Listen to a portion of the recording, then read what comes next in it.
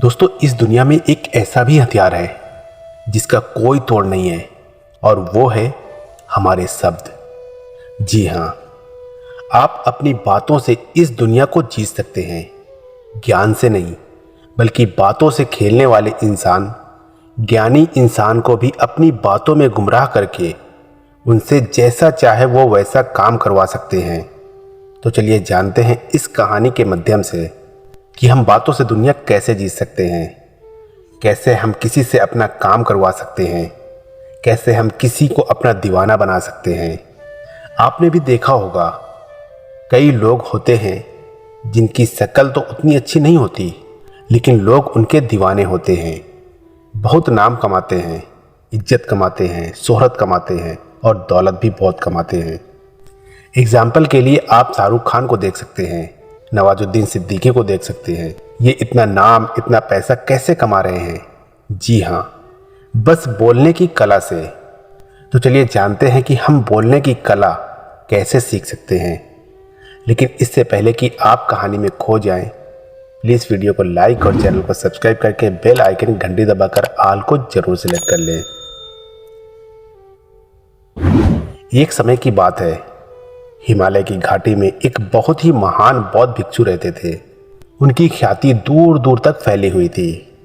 एक दिन एक व्यक्ति उनके पास आया और वो व्यक्ति उस बौद्ध भिक्षु से कहता है कि हे गुरुवर, सब यही कहते हैं कि चालाकी से बात करो, चालाक बनो, अन्यथा तुम हमेशा पीछे रह जाओगे।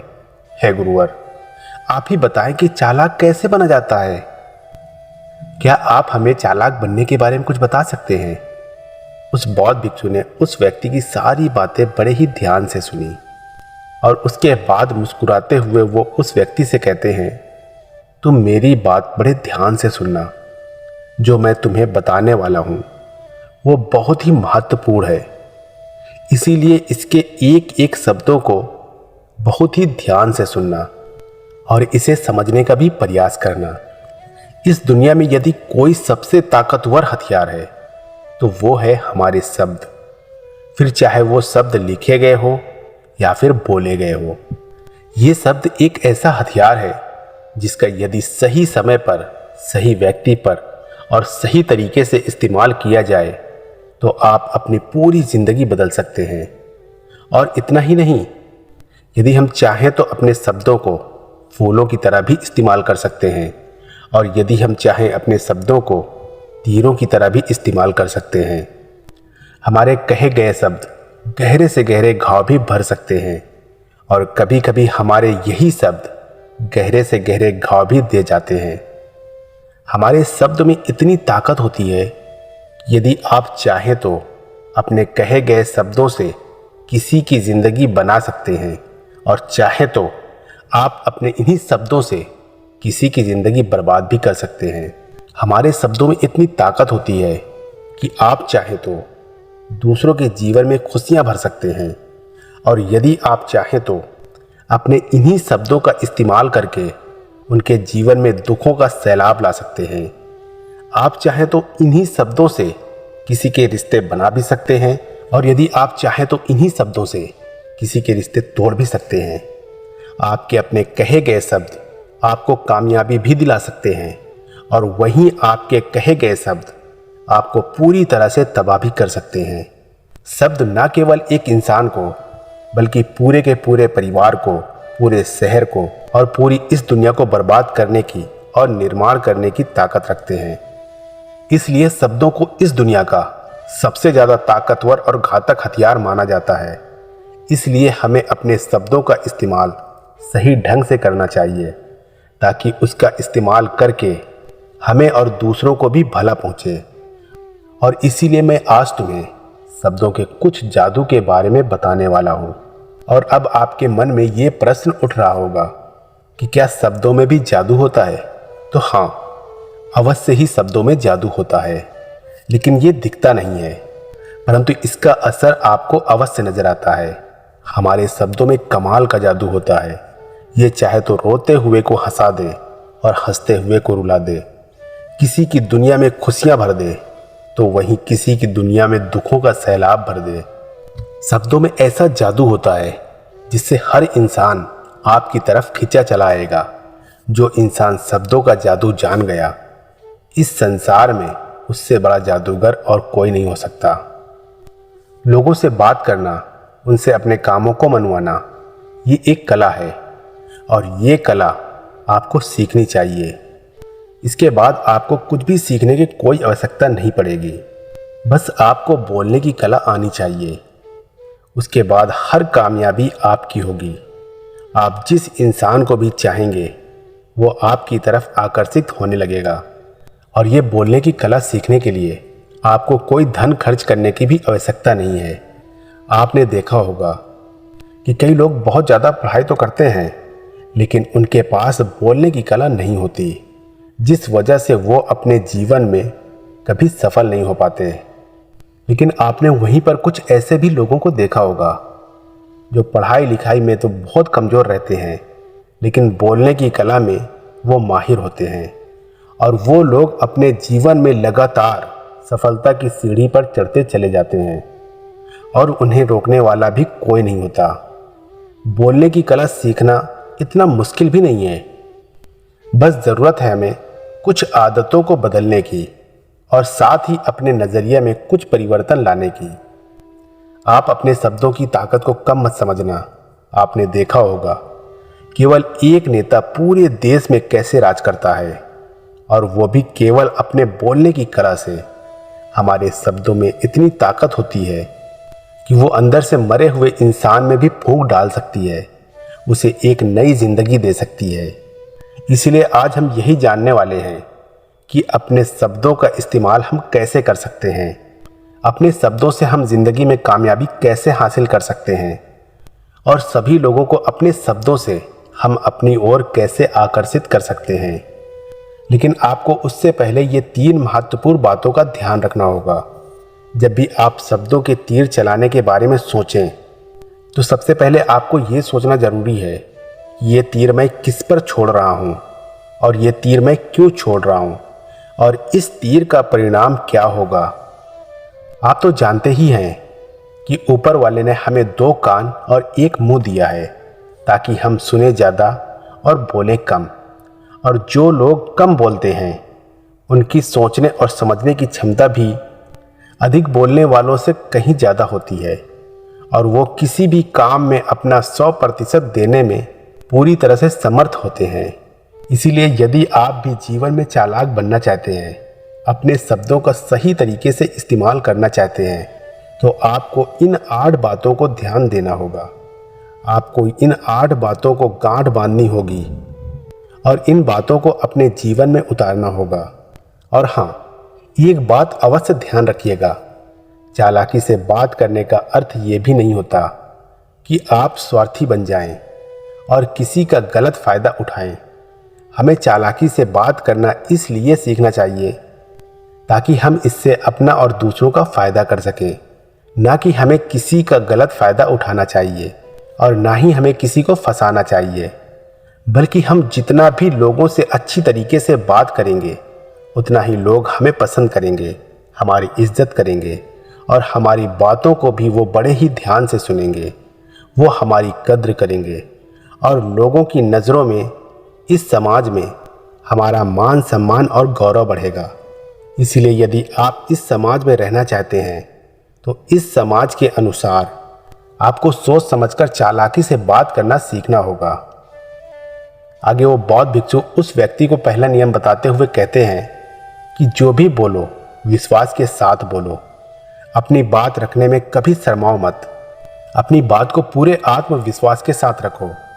आपने देखा होगा कि हम में से कई लोग अपनी बात रखने में शर्माते हैं, फिर भले ही वो उस विषय के बारे में अधिक जानकारी रखता हो, लेकिन वो लोगों से उस विषय के बारे में बात करने में शर्माता है, जिस वजह से लोग उसकी बातों पर विश्वास नहीं करते।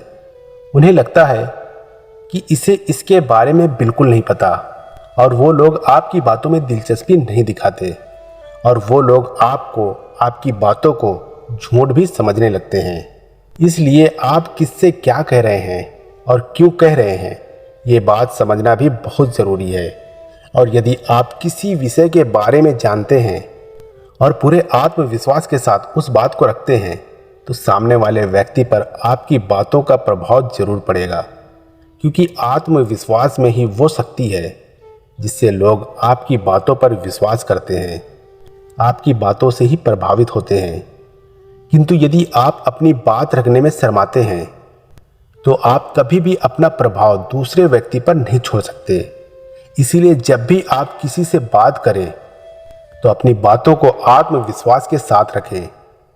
दूसरा नियम बताते हुए बौद्ध भिक्षु उस व्यक्ति से कहते हैं कि अपने शब्दों और अपने वाक्यों में भावनाओं को ढालने की कोशिश करें, क्योंकि जब तक आपके शब्दों में, आपके वाक्यों में भावनाएं नहीं होंगी तो वो लोगों के दिल तक कैसे पहुंच पाएंगी।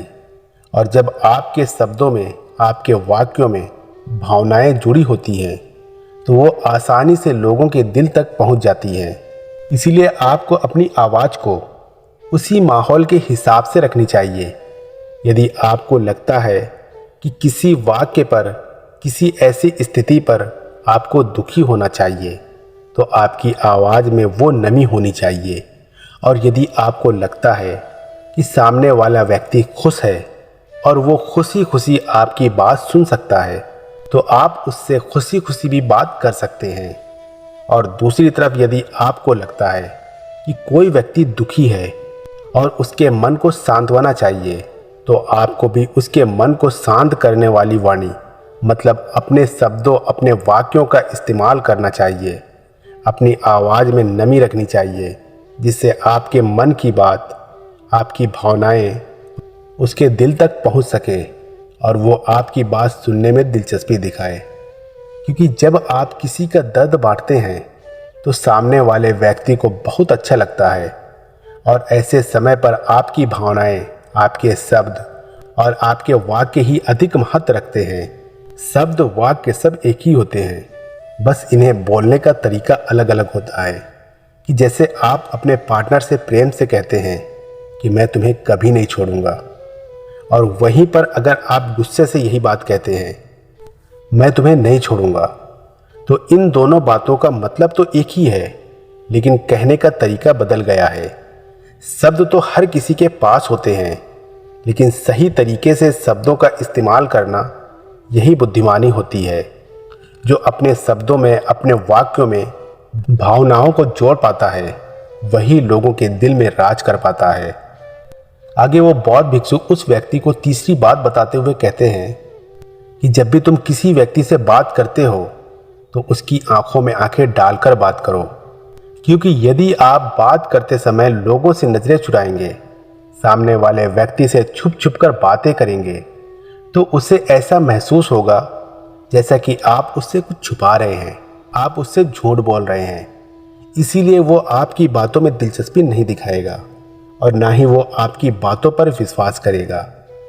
और वहीं पर दूसरी तरफ यदि आप पूरे आत्मविश्वास के साथ किसी दूसरे व्यक्ति की आंखों में आंखें डालकर यदि आप उससे झूठ भी कह देंगे तो भी वो आपकी बातों पर विश्वास कर लेगा और वो आपकी बातों में दिलचस्पी भी दिखाएगा।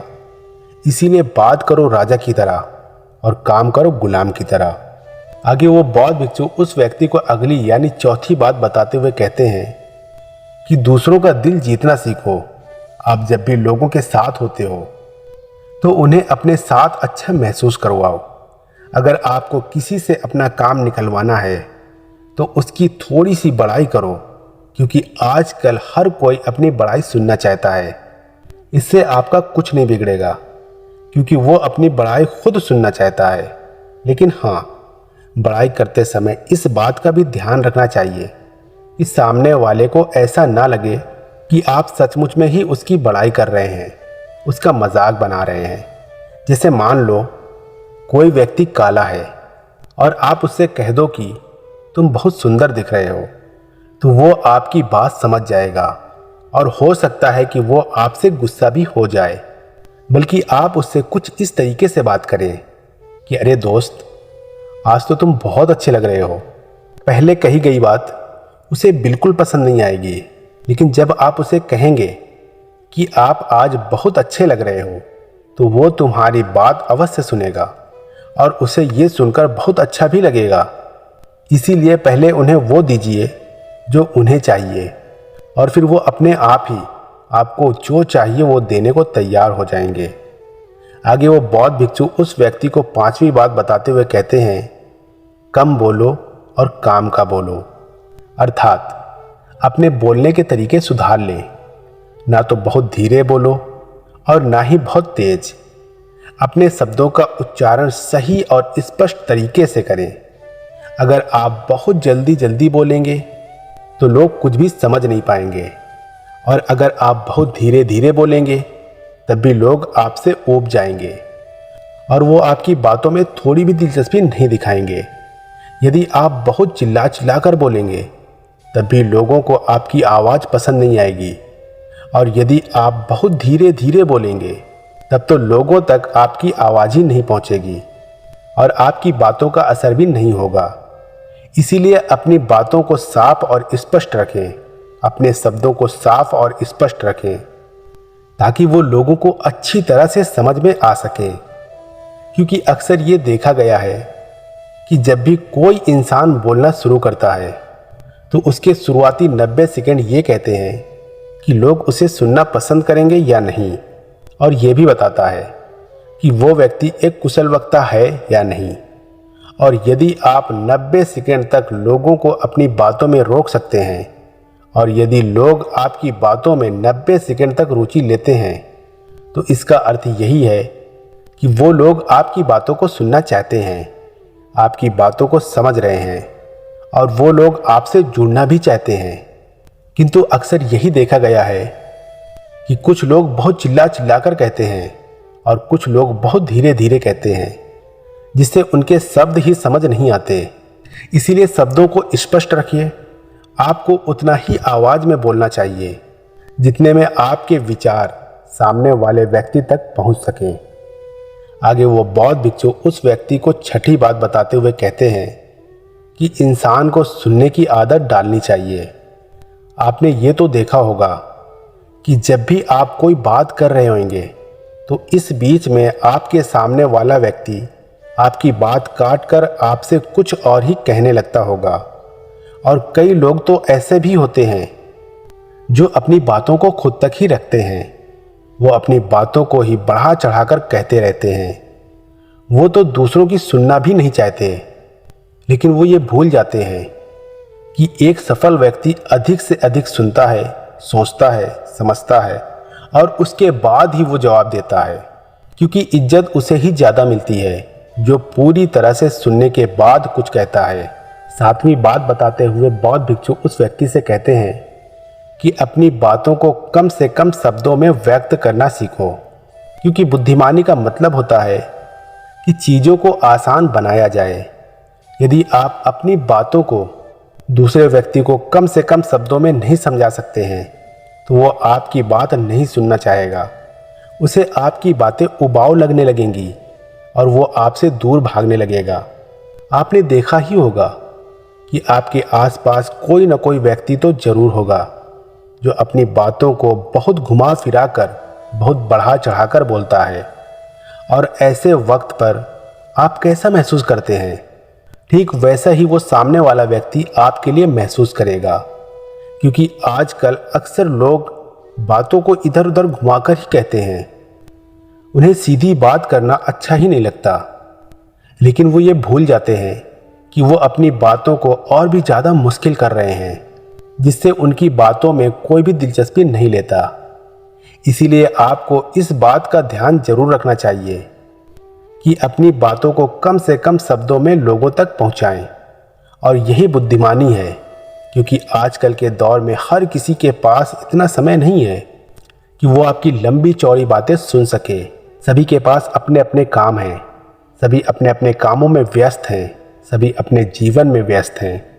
और आप खुद ही अपना समय क्यों बर्बाद कर रहे हो?